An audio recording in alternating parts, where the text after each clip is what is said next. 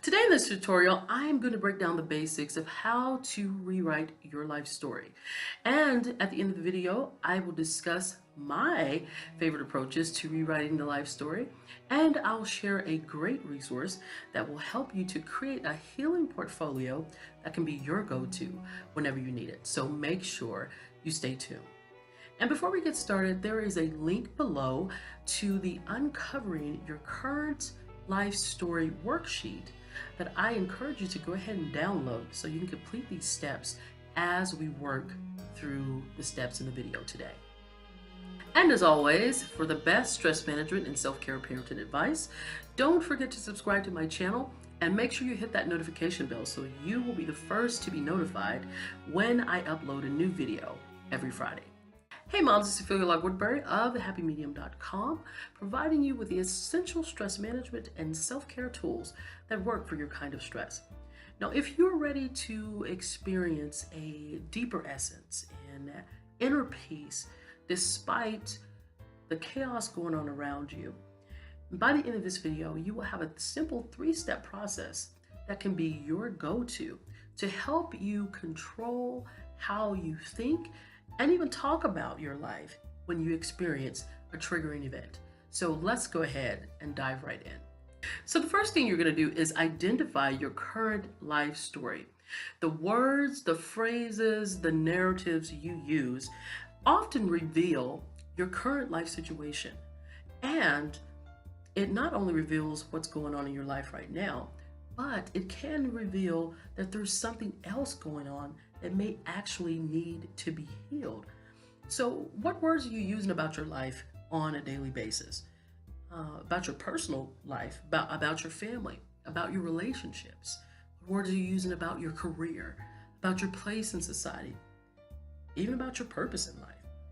Think about the thoughts and the feelings associated with those narratives, because they can often reveal a deeper issue that needs to be worked out in your life. So go ahead and if you haven't already downloaded that worksheet, go ahead and download the worksheet that I mentioned earlier in this video and begin to think about and write down those words, those phrases, and those narratives that you're using on a daily basis about your life.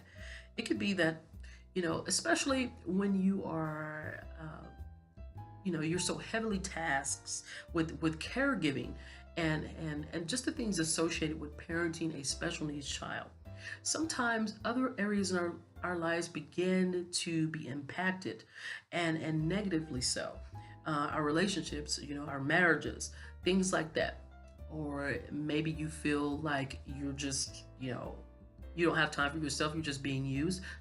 That's why I'm doing these self-care videos. So you make sure that you apply these techniques and tools that I'm teaching you, but identify those narratives. This is going to be very important for you to become aware of the words that you're using on a daily basis to describe your life situation, because the words that we use often lead to how we carry on in life, the behaviors that we do, the actions that we implement. So words and thoughts and feelings lead to certain behaviors. And so it's important to identify what you're saying, because you may be speaking certain actions or behaviors into existence. And then sometimes we wonder why things are going so awry because of situations that we involve ourselves in. So go ahead and identify those. And we're heading to the next step. Step 2, choose healing narratives to create a new story. Now, this is not about sort of making up stuff to where you're saying something that's not true about your life. This is basically you're reframing the experience so that you are empowered to move forward despite the circumstances.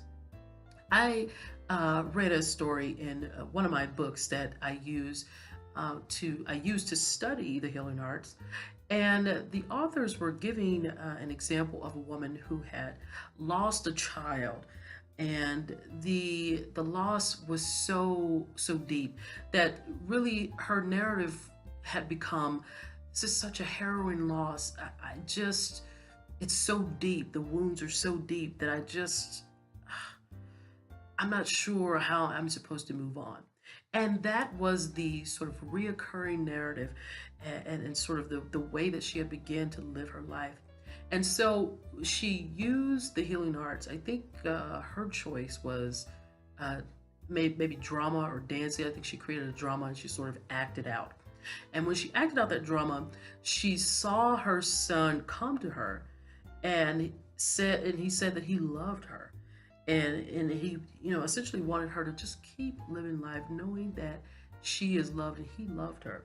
So the new narrative that became possible as a result of creating that healing art was that her son loved her, and his love is always going to be there. It's never not been there. Once she bore him and he became hers, that love was always there. And so now her narrative is that this is a relationship of love. I can still have good, loving memories with my son, for my son. And so instead of thinking about, oh, this is such a deep loss, oh, the loss is there, that's real. So like I said, we're not making up stuff that's not true. The loss is real. The loss happened, and it's always going to be that on this side of life.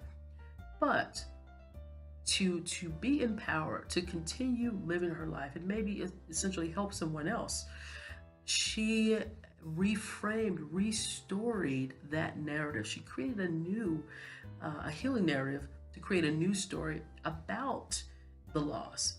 Even though I lost him, the love grows deeper and deeper each day.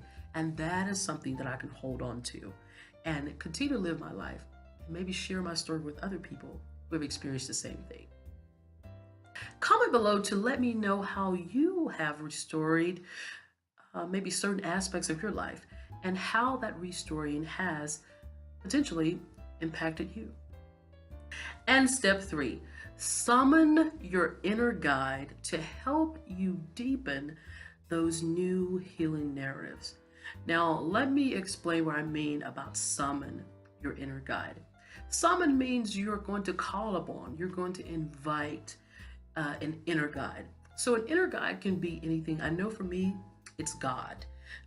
For other people, it could be nature, it could be ancestors, spirit animals, whatever that inner guide is, that higher source of wisdom that you can invoke in times of distress, in times where you feel confused or you don't know what to do about particularly difficult situations in your life. This is what you're going to do. This is how you're going to get that process started. Now, in your worksheet, if you look down, there are a couple of them, and I put the two that mainly really that a lot of people use and that I mainly use myself, but obviously there are others. But I put a couple of links to the guided imagery and also the art creations, because those really sort of get us to tap into that sort of energy source within us, that spirit guide. And as we engage with those creations or in the process of guided imagery, we begin to invite that help into our lives. And when we do so, we start to get answers to things that may have seemed impossible or unattainable. And so once that happens, we can always have access to that support, to that help, and that protector that might otherwise seem out of reach. So when you're able to do that, when you're able to readily create those experiences, you have become what doctors Michael Samuels and Mary Rockwood Lane describe as artist healers. You can create your own healing experiences without having to sit around and wait for somebody to come and rescue you, or to, go to a therapist or that kind of thing, especially if a therapist is not available, if they're on call and you've got to wait a long time. You don't have to necessarily depend on one type of thing. I'm not saying therapy is not important. I'm a therapist. I've been a therapist for the last 10 years. So some people cannot create these experiences by themselves. There's deeper wounds, deeper traumas that really need to be healed that people are not even aware of because they're so guarded and they have such a wall up to protect themselves that they can't see that there's some things in their lives that need to be healed and they can't get to it. So therapy is important, but I'm saying that when you are able to become your own artist healer, it takes healing to a different level. So if you are able to get there, even if you have to have therapy first, that is fine. I'm a therapist. I have a therapist. Okay. There's nothing wrong with having a therapist. But yes, when you can readily create those experiences, then you have become the person who can create your own healing experiences and not having to depend on somebody to do that for you. Now you know exactly how to restore your life and summon those inner guides to help you evolve and grow. Some of my favorite approaches to rewriting my life story include daydreaming, sharing my story with the community through public speaking, making my notebook my portable studio. So carry my art notebook with me out into the community. And when I'm inspired by, things people may say, things I might see, when I get ideas or epiphanies or aha moments, when I have those, I put it in that book.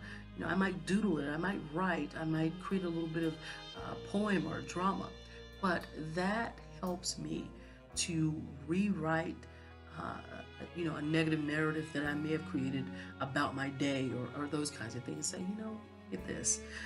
Wow. And I write that down in my notebook that I carry around with me.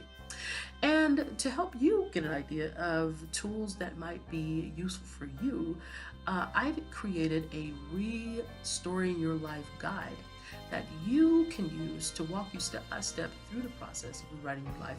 And you can download that link below in this video. And to help you create a healing portfolio, I've also included a link to a video by Barb Owen of howtobecreative.com to help you get started. So you can also find that link below in the video and also in the cards in this video.